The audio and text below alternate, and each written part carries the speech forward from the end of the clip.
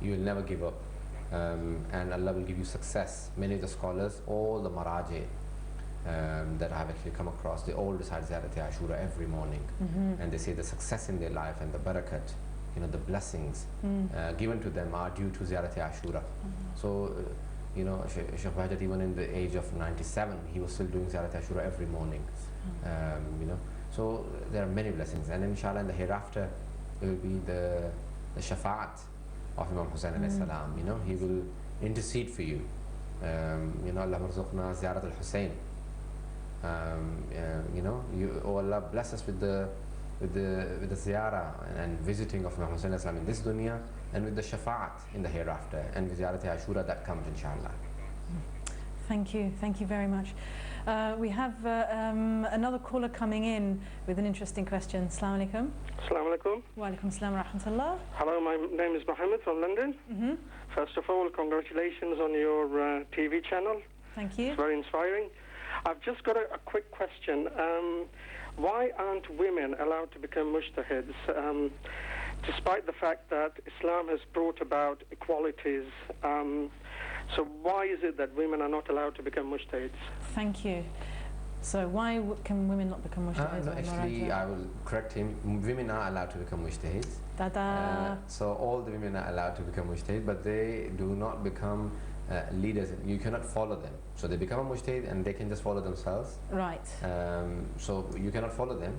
For judiciary and for leading and becoming the leading marja taqleed, you have to be a man. They can become a mujtahid, and they cannot. Once they become a mujtahid, it is not allowed for them to follow others, because they have to follow their own view. Any person who becomes a mujtahid, they have to follow their own research. So women are allowed to become mujtahid, but there are certain positions that only men take, and there are certain positions only women take in Islam. So one of them is that judiciary and leading of the prayers, because of it's not just dua, it's not that like supplication in other religions. They basically stand in front and lead. So because of their body, Allah does not allow them to lead, and likewise for judiciary, and likewise there may be women who are even better than men and stronger than men emotionally, but generally women are not, and that's why judiciary, they cannot become a judge, and likewise they cannot become the leaders, but they can become a mujtahid, but they cannot becoming the leading marja, leading ayatullah they cannot become. We've had a mujtahid woman in recent years, and in fact I'm more inspired by her books than many of the other scholars that I've read. Okay, what's her name? They call her in Iran Banue Isfahani, the lady from Isfahan, but she was an Alawiya, and she has an excellent book, Kanzul Irfan. She has Arba'in Hashimiyat. She has 40 traditions from the Bani Hashim women, and it's an excellent piece of work. She also has Makhtan al-Li'ali fi Fadail Maulana Syed, about the merits of Imam Ali alayhi salam. Excellent piece of work again. She also has a Risala and Sayr Suluk, Irfan and mysticism, very deep. These are the books that I have read, but I've heard that she has many other books, and they are all of a great caliber. You cannot have common scholars write books like that. You can tell that she must have been an extraordinary person. Men. When did she live? I think she died in the 70s. Okay. So it wasn't very long ago. So you may have other women who are mujtahid, but they don't declare themselves, they don't produce their research. But women are allowed to become mujtahid, and there have been women who've been mujtahid in the past. But we probably don't know so much about them. There's a book called Riyahim al-Sharia, 6 volumes. It's all about women in Islam. Riyahim al-Sharia. Right. So it's an excellent piece of work on the women in Islam who've made huge contributions. So you should refer to that book. Inshallah, inshallah. We need to translate these texts into English as well in order to, yes. Inshallah. We have another caller on the line. Assalamu alaikum. Hello. Hello, assalamu alaikum. Assalamu alaikum. Wa alaikum salam wa rahmatullah. My name is Kamal. I'm from London. I've got a question. I'm loving the Ahlulbait channel at the moment. It's really nice. It helps increase general knowledge. I just want to ask Maulana, many of my friends listen to music while they're fasting, and I just want to know, does it break your fast, or can you continue fasting? Okay, thank you. Sure. So does listening to music while you're fasting break your fast? Listening to anything haram, obviously, you see, the hadith of the Holy Prophet and the Imams have said, you know, if you're fasting, then your hands, your tongue, your eyes, your ears, everything should be fasting. فَلْيَصُمْ عَيْنُهُ وَبَصَرُهُ, you know, أذن, you know, everything should be fasting. The Ma'asum al-Islam has said, even your tongue, lisanuhu, you know, everything should be fasting. So you should not listen to anything haram, backbiting. Someone is lying, you know that someone is backbiting. Imam al-Islam says a person cannot backbite unless the other one listens. So if he refuses to listen to the backbite, he can't backbite.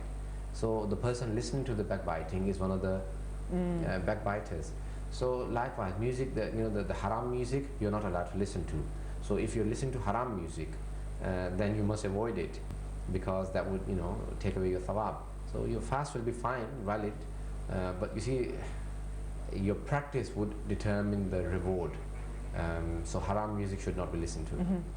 Yeah, so there we are. There are criteria for what breaks the fast. Music is not one of them, but obviously it can be disliked or makruh to listen to it while you're fasting. So we have another caller coming in. Assalamu alaikum. Assalamu alaikum. Wa alaikum salam wa rahmatullah. My question is about history. In history, during the time of Jahiliyyah, Arabs used to bury their daughters alive. Yeah? Sorry, could you repeat that? Arabs used to bury their daughters alive during the time of Jahiliyyah. Yeah?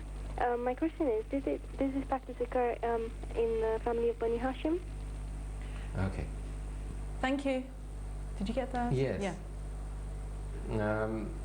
The sister's question was that, you know, the Arabs used to bury their daughters alive. Yes, yes. Couldn't quite hear her. Yeah, I couldn't actually. This second time. It's a very good question, sister. The Bani Hashim did not practice that. Even, in fact, many other people did not. There may have been individuals who buried their daughters alive, even from Bani Hashim, but we don't have any proof. But there were many other people who did not bury their daughters alive. It was a common practice, but if everyone had buried their daughters alive, then there wouldn't be any women in that society. So there were a lot of people who did not bury their daughters alive. And it was one of the reasons why the Holy Prophet sallallahu alaihi wasallam did not stay in Mecca. You know, when he would go to Ghar Hira, you know, the cave in Hira, it was the corruption in the society, the treatment of the women, the drinking, and especially the burial of the daughters alive, that hurt the Holy Prophet most. In Quran there is a verse that says, وَإِذَا الْمَوْءُودَةُ سُئِلَتْ بِأَيِّ ذَنْبٍ قُتِلَتْ. You know, on the day of judgment, it will be asked for which sin she was killed. You know, when a person came and said, Ya Rasulullah, can my sin be forgiven? He said, explain to me. So he said, Ya Rasulullah, I buried my daughter alive, and my wife, you know, there's a long story. He described to the Holy Prophet how he buried his daughter, and he said that I dragged her to I didn't know that it was my daughter. My wife had given my daughter to her sister, and when I found out it was my daughter, I dragged her to the cemetery where they used to bury them. I opened up the grave and pushed her in, and she kept screaming, Father, do not bury me. When he was saying this, the Holy Prophet cried so loudly, and his tears had actually, you know, he had a long beard, and it was all wet. It was dripping with his tears, and he was screaming and crying, and he said, get up and leave. You know, the Holy Prophet was rahmatan lil alamin, the mercy for the whole universe. Imagine how much it angered him for him to say, get up and leave. I do not wish for the wrath of Allah, the punishment, to come down onto you and take me with it. You know, it hurt the Holy Prophet so much. In that society where they used to bury the daughters alive, he said, your daughters are your mercy. You know, and he would stand up for his daughter. And Imam Ali Islam, when he saw a person crying, he said, what happened? He said, Ya Ali, I had a daughter born to me. But you see, now he was a Muslim, so he couldn't bury her. So he said, so is she handicapped? He said, no. He said, is she blind? You know, is she disabled? He said, no, none of that. He said, then why are you crying? He said, because I have a daughter, that's why I'm crying. He said, what if you had a son who was deaf, dumb, or blind, or he was disabled, or he had some other disability? What would you do?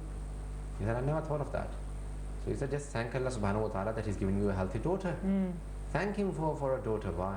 So he went back and he said, yeah, I never thought of it like that.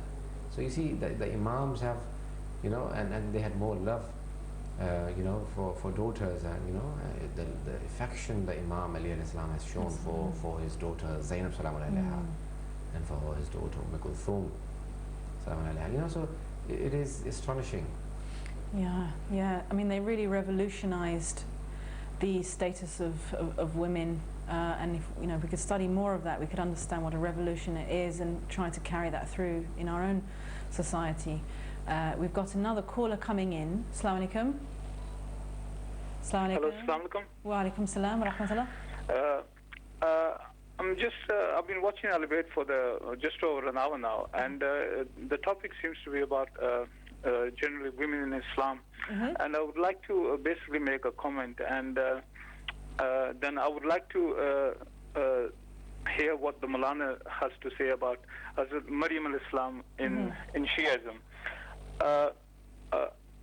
Anything that the Maulana says is basically from his own belief, but I would like to declare what Allah says in the Holy Quran, that Allah has chosen you over all other women and purified you, and